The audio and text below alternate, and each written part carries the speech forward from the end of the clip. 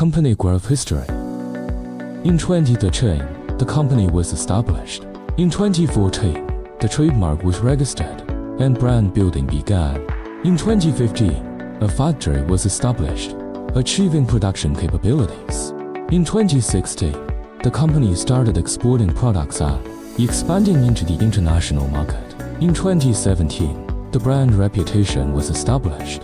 In 2018, the company received multiple awards, enhancing its brand influence. In 2019, overseas trademarks were registered, further internationalizing the brand. In 2020, overseas warehouses were set up to optimize the supply chain. In 2021, the company focused on professional products, enhancing product advantages. In 2022, the company obtained multiple patents and awards, further strengthening technological innovation and brand strength. In 2023, the supply chain was upgraded, with cooperation from 12 countries and over 40 overseas warehouses, which greatly improved customer delivery, efficiency and after-sales translation services. To date, Canmei Home Co.